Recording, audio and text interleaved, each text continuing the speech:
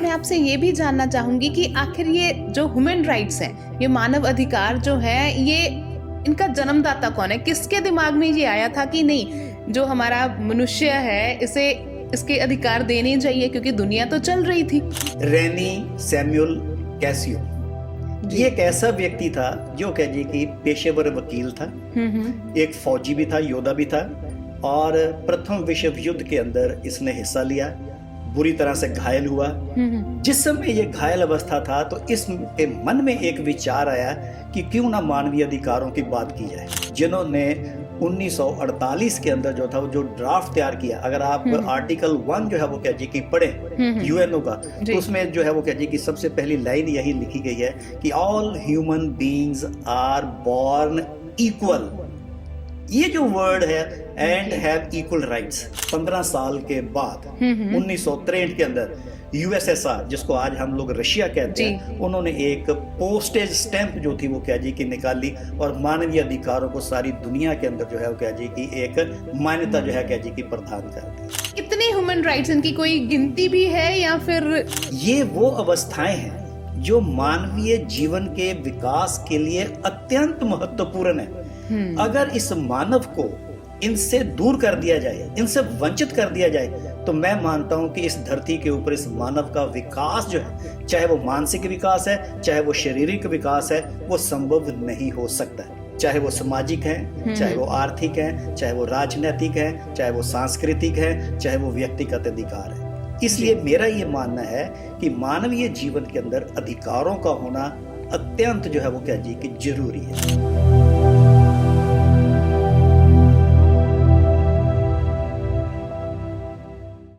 Saint soldier times पर मैं हूं जसप्रीत कौर शेरगिल और हाजिर हूं आज का पॉडकास्ट लेकर।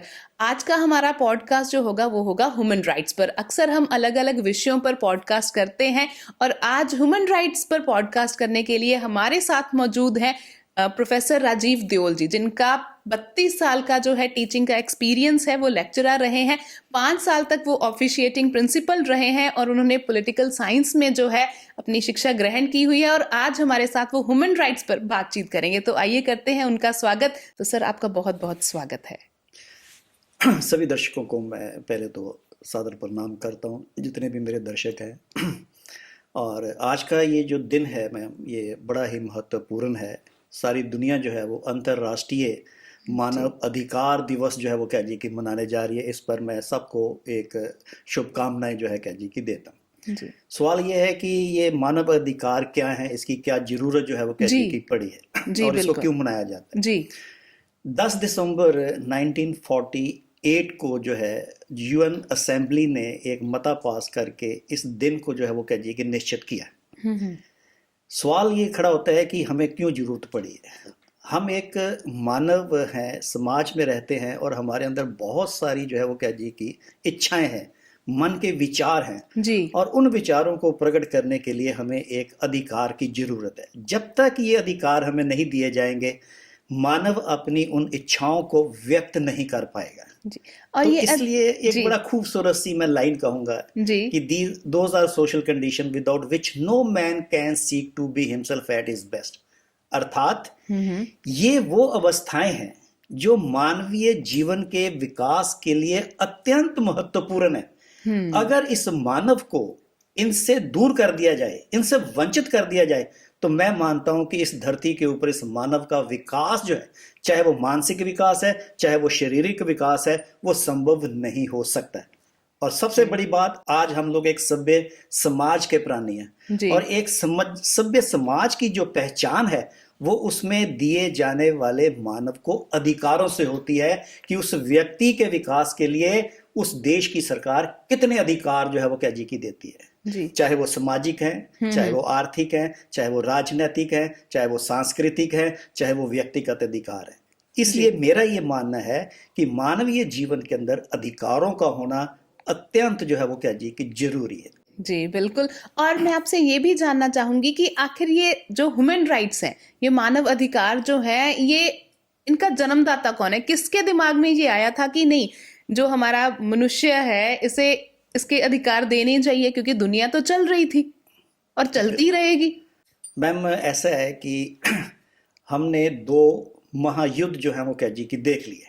जी। 1914 से लेके 1918 तक जब पहला विश्व युद्ध हुआ, हम्म। तो उस समय एक बहुत बड़े विद्वान जिनका मैं नाम लेना जरूर चाहूँगा, अपने दर्शकों को भी बताना चाहूँगा, रेनी सैमुअल कैसियो।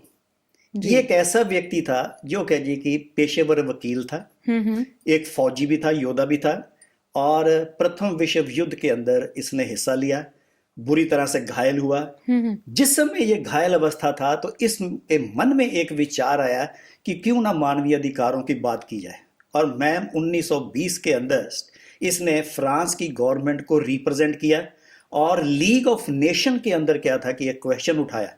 लेकिन क्या था कि जर्मन के अंदर जब हुकूमत बदल गई और ये चीज जो थी वो क्या जी की बंद हो गई। लेकिन दूसरे विश्व युद्ध के बाद जब 24 अक्टूबर 1945 को यूएनओ का निर्माण किया गया, तो एक बार फिर दोबारा मिस्टर जो रेनी थे, ठीक है, उनको मंच पर जो था वो क्या जी की आना पड़ा। और इसकी सबसे ज्यादा अहम भूमिका रही है ह्यूमन डिक्लेरेशन ऑफ राइट्स के अंदर में। ये वो व्यक्ति हैं, ये वो विद्वान हैं जिन्होंने 1948 के अंदर जो था वो जो ड्राफ्ट तैयार किया। अगर आप आर्टिकल 1 जो है वो क्या जी की पढ़े यूएनओ का, तो उसमें जो है वो क्या जी की सबसे पहली लाइन यही लिखी गई है कि all human beings are born equal.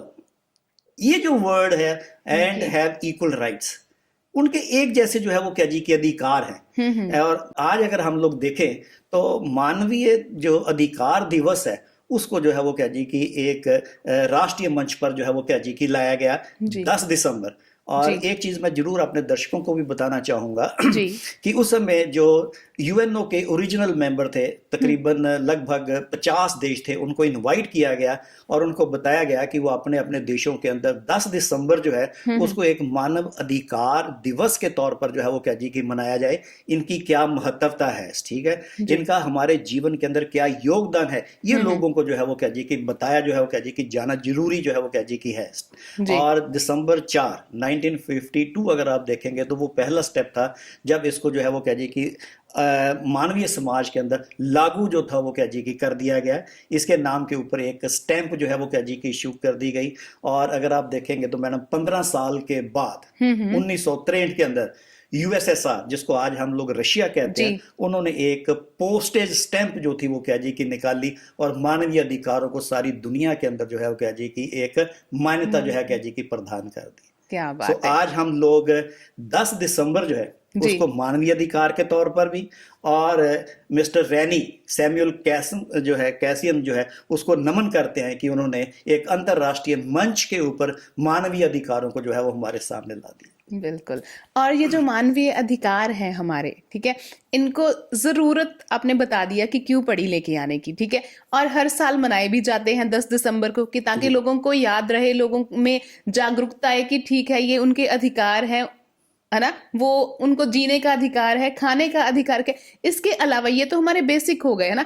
एक मतलब कितने ह्यूमन राइट्स, इनकी कोई गिनती भी है या फिर मैम ऐसे है? मानवीय अधिकारों को अगर आप देखोगे तो आप इनको अलग अलग जो है वो क्या जी की वर्गों में कर सकते हो।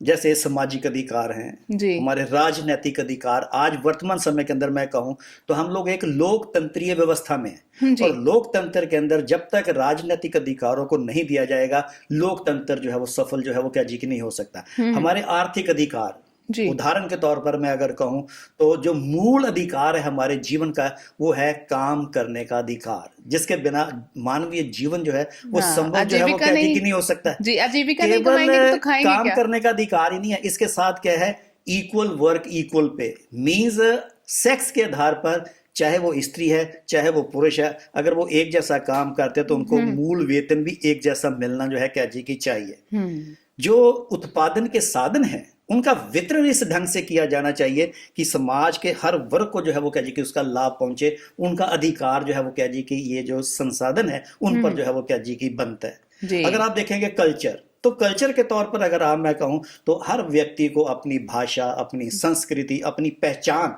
बनाए रखने का जो है वो क्या जी कि एक मूल अधिकार है। क्योंकि व्यक्ति जो है वो अपनी पहचान को खोना नहीं चाहता। जी।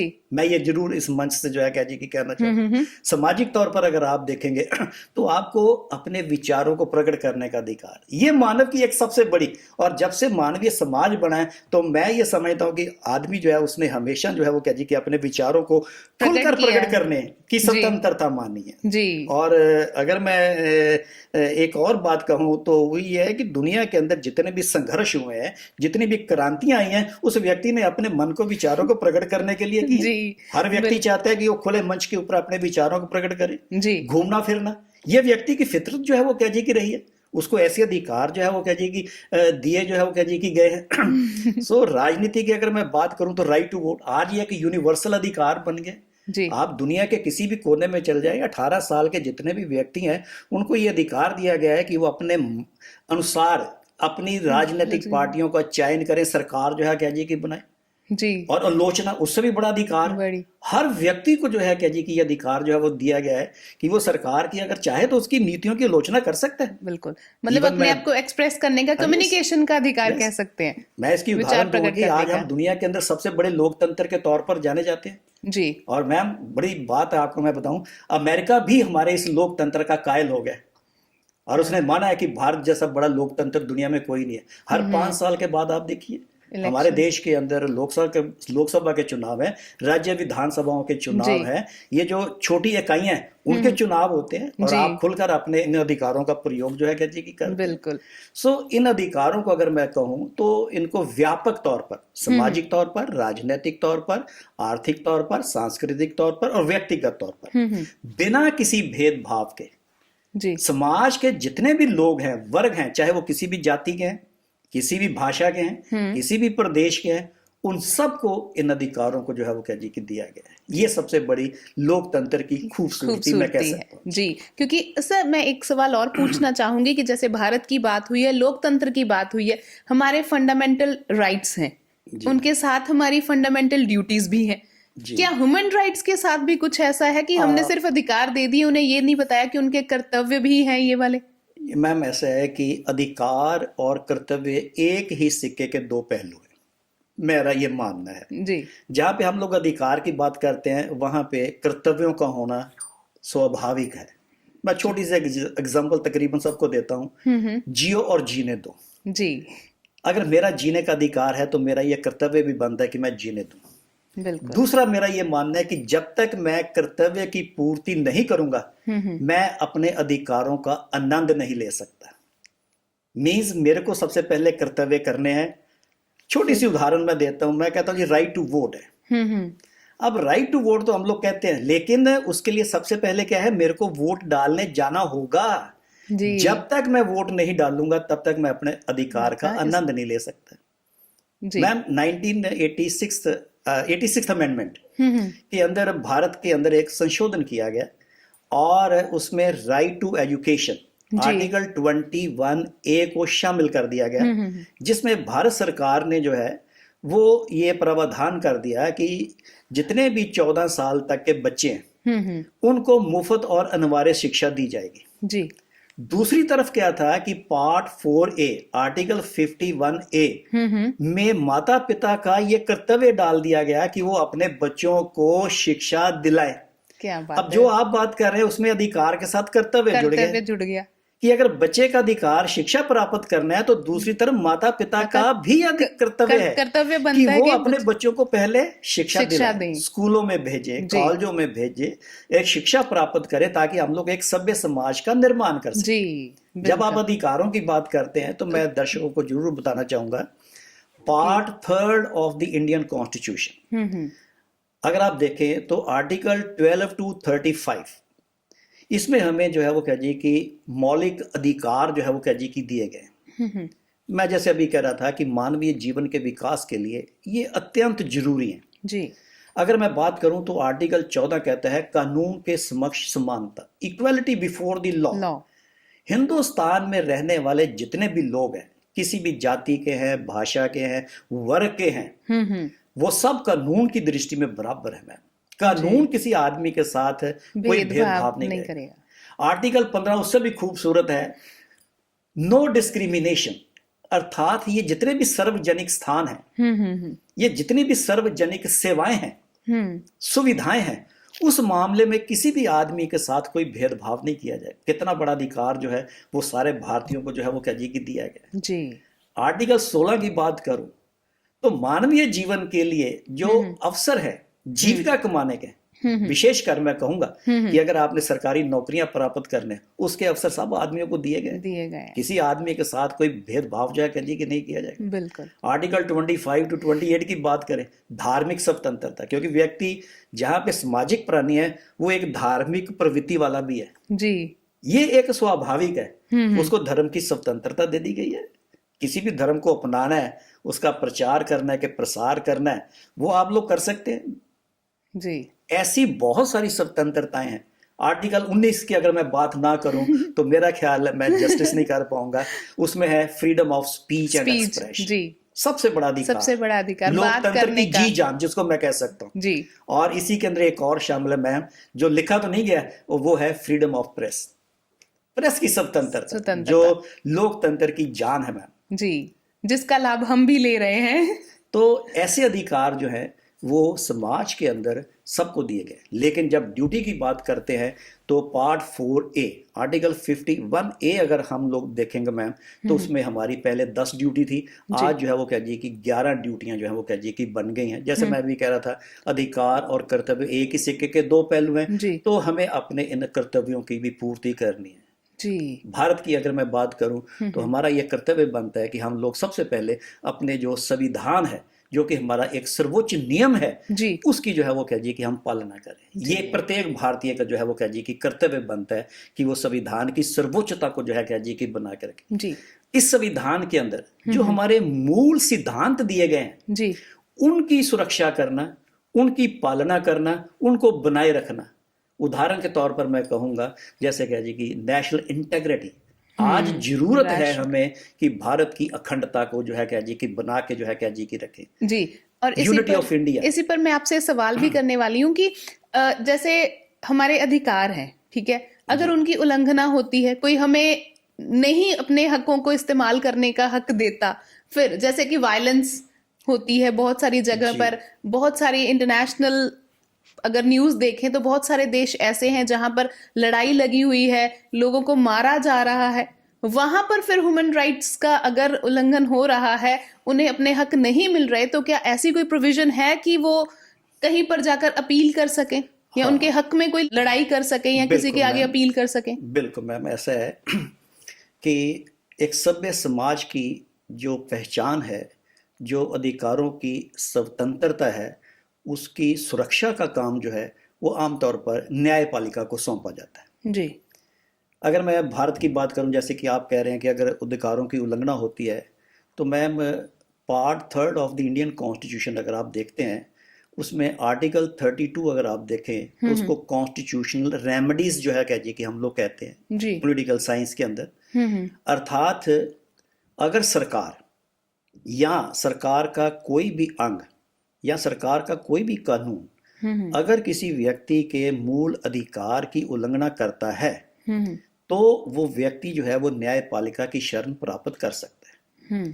इसमें दो चीजें हैं, एक है आर्टिकल 226 जी, अगर कोई व्यक्ति चाहे तो वो सीधा हाई कोर्ट में शरण प्राप्त कर सकता है अगर उसके मौलिक अधिकारों का हनन होता है या किसी भी अधिकार का हनन होता है जी, तो वो न्यायपालिका की शरण ले सकता है। आर्टिकल 32 में वो व्यक्ति सीधा जो है वो सुप्रीम कोर्ट की शरण भी प्राप्त कर सकता है जी। भारत के अंदर अगर आप देखेंगे तो हमारी न्यायपालिका विधान पालिका और कार्यपालिका से बिल्कुल मुक्त है जी, उसके ऊपर किसी तरह का दबाव नहीं है। और उससे भी बड़ी बात क्या है कि न्यायपालिका के पास पूर्ण निरीक्षण की शक्ति है, जिसके अंतर्गत न्यायपालिका न्यायाधीश ये देखते हैं कि वो कानून जो लागू किया गया है कहीं वो लोगों के अधिकारों की उल्लंघना तो नहीं करता है जी। मैं एक जरूर कोर्ट केस करूंगा कि 1973 के अंदर क्या था, Kesavananda Bharati case versus state of Kerala में सुप्रीम कोर्ट ने यह स्पष्ट कर दिया है कि हिंदुस्तान के अंदर जो हमारी विधान पालिका है वो भारत के मूल ढांचे में किसी भी तरह का कोई परिवर्तन नहीं कर सकती है। और जब मैं मूल ढांचे की बात करूंगा तो उसमें मौलिक अधिकार शामिल रहेंगे जी। केवल भारत में नहीं, अगर आप अमेरिका की बात करें तो अमेरिका के अंदर भी सुप्रीम कोर्ट है जी जो पुनर्निरीक्षण की शक्ति की जन्मदाता है, अगर मैं कहूँ जी तो वहां पर भी कह जी कि सरकारें अगर ऐसा करती हैं तो न्यायपालिका जो है वो कह जी कि अपना कर्तव्य पूरा करती है। जी सो तकरीबन ऐसा है कि हर देश के अंदर न्यायपालिका की ये भूमिका भूमिका रहती रहती है है कि वो अपने नागरिकों की अधिकारों की सुरक्षा जो है कह जी की जी पूरी तरह से। जैसे कि हर देश का अपना एक कह सकते हैं कि जुडिशरी सिस्टम है, तो वो हाँ, उनकी बिल्कुल। जिम्मेवारी बन जाती है कि वो अपनी कंट्री के, अपनी स्टेट के जो लोग हैं उनके अधिकारों की रक्षा उनको करें, अधिकारों की है ना। लोग जा ठीक सकते हैं, शरण प्राप्त कर सकते हैं। जी। और कुछ जगह ऐसे भी होती हैं जैसे कि किसी देश में लड़ाई लग गई, है ना, कार्यपालिका न्यायपालिका भंग हो गई, तो वो लोग कहाँ पर जाएंगे फिर?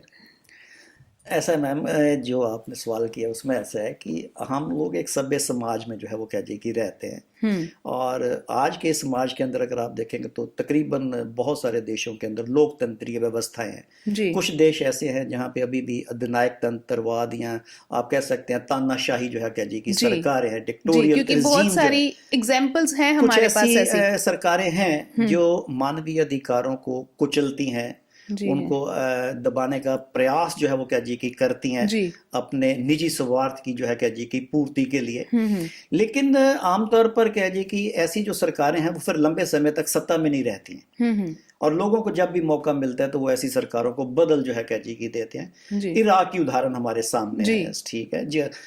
जनरल गद्दाफी जैसे आदमी जो है वो आज सत्ता में नहीं है। ईदी अमीन जैसे आदमी जो कि दुनिया के अंदर सबसे ज्यादा क्रूअल तानाशाह जो है वो कह जी क्यों है, वो आज कहीं पे भी हमें नजर जो है वो कह जी के नहीं आते हैं। नहीं और उसका उसका सबसे बड़ा रीजन है आज लोग जो है वो कह जी कि इस चीज को जो है वो कह जी कि समझ गए हैं। जी लोग जानते हैं कि अगर सरकार उनको ऐसा करेगी तो वो तख्ता बदल देते हैं।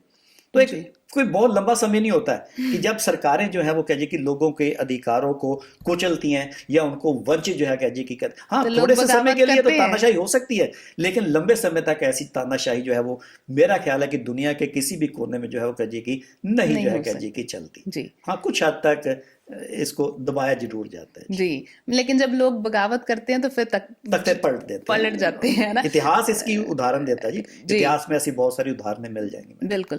और सर ह्यूमन राइट्स जो है इनको हर साल मनाया जाता है, ठीक है, 10 दिसंबर को। तो क्या इनका कोई थीम भी होता है, कोई मैम, विशेष हाँ कारण की इस बार अगर ह्यूमन राइट्स डे मनाना है तो हमें इस संदर्भ में मनाना है? मैम, ऐसा है कि यूनाइटेड नेशन असेंबली जो है वो तकरीबन हर बार जो है वो कह जी कि कोई ना कोई नया स्लोगन, एक टैग लाइन जो है कह जी की आती है, जी ताकि लोगों को अपने अधिकारों के बारे सचेत किया जा सके, उनको जागरूक किया जाए, और मानवीय अधिकार क्या है, उनकी क्या महत्वता है, ये जो है वो कह जी कि जरूरी जो है वो कह जी की रहती है। जी 2014 की मैं बात बताता हूँ, यूनाइटेड नेशन ने एक बड़ा अच्छा स्लोगन, एक टैग लाइन दी थी, every day is a human rights day. हर दिन जो है, जी और ये मेरे को लगता है कि ये सही लाइन है क्योंकि हर रोज हम अपने यस। अधिकारों का आनंद मानते हैं। और 2024 की लाइन अगर आप टैग लाइन जो है वो कह जी की देखेंगे तो वो भी लगभग जो है कह जी की मिलती जुलती है, ठीक है। फ्रीडम, जी rights and right now means आज ही। तो ये एक ऐसा टैग लाइन है जिसमें कह जी कि हम लोगों को जागृत करते हैं, जी ठीक है। और इसमें मैं एक जरूर ऐड करना चाहूँगा कि 10 दिसंबर वाले दिन अगर आप देखेंगे, चाहे स्कूल हैं, चाहे कॉलेज है, जी चाहे वो यूनिवर्सिटी के विद्यार्थी हैं, इवन समाज के अंदर बहुत सारी जो एनजीओज हैं जी वो भी इन दिन को जो है वो कह जी कि सेलिब्रेट करती हैं। उसमें हम लोग अपने बच्चों को, विद्यार्थियों को या समाज के जो बताते हैं। उनको यही बताया जाता है कि आपके ये मौलिक अधिकार हैं, या ये आपके सामाजिक राजनीतिक जो है कह जी के अधिकार हैं, और आप कैसे इनको जो है वो कह जी कि आने वाले टाइम के ऊपर जो है कह जी कि जीवन जो है कह जी करें। सो जब तक हम लोग ये चीज़ लोगों में पैदा नहीं करेंगे, ये चीज़ जो है वो कह जी कि संभव नहीं हो सकती। जी सो इस टैग लाइन का हर जो है एक महत्व सजर है। जी मतलब हर साल वो किसी न किसी संदेश के साथ लोगों संदेश को के जागरूक साथ करते हैं, है ना। मानवीय समाज को जागृत करना बहुत जरूरी है जी। जी जब तक जागरूक नहीं होंगे तो हो सकता है कि सरकारें आपके अधिकारों का हनन जो है कह जी की करें। जी बिल्कुल। और जब तक जागरूकता नहीं होगी तो हो सकता है कि जागरूकता लोगों को, बहुत जरूरी है। और लोगों को जागरूक करना जरूरी इसलिए भी है कि उन्हें पता चले कि हाँ, इस दुनिया में आए हैं तो हमने किन चीजों के दायरे में रहना भी है। रहना भी है मैम। अभी भी अगर आप देखेंगे तो समाज का एक बहुत बड़ा हिस्सा है जिसको मैं कह सकता हूँ कि वो अपने अधिकारों के प्रति बहुत ज़्यादा सचेत नहीं है, जी जागरूक नहीं है, जी ठीक है। चाहे वो गरीबी का कारण आप ढूंढ लीजिए, चाहे उनकी अनपढ़ता जो है वो अनपढ़ता। कैजी की ले लीजिए, ठीक है। या आप ये कह सकते हैं कि वो सरकार या सरकार के जो नियम है उसके प्रति बहुत ज़्यादा सचेत नहीं है। जी। तो ऐसे वर्गों के अंदर एक जागरूकता को पैदा करना जो है, नागरिकों को जागरूक करना जो है, वो मैं समझता हूँ कि बहुत बहुत ज़्यादा जरूरी है। जरूरी है। जी। तभी वो लोग जो है वो अपने अधिकारों का आनंद ले सकते हैं। अधिकार के साथ कर्तव्य, ये दोनों चीजें जो है जी, वो जुड़ी हुई हैं, जुड़ी हुई ठीक है। है। तो ये तभी हो सकता है जब हम लोग उनको जागरूक जो है वो कैजी की करें। जी, बिल्कुल। और आज हमारा इस पॉडकास्ट को करने का मंतव्य भी यही था कि लोगों को पता चले कि ह्यूमन राइट्स की वैल्यू क्या है और ह्यूमन राइट्स हैं क्या और कैसे उन्हें मिले हैं, और अगर इनका खनन होता है, कोई आपको अपने अधिकारों का हक नहीं देता, तो आप कहाँ जा सकते हैं। आपने बहुत अच्छी जानकारी दी और बहुत बहुत शुक्रिया सर, हमारे साथ जुड़ने के धन्यवाद। लिए बहुत बहुत शुक्रिया। Thank you.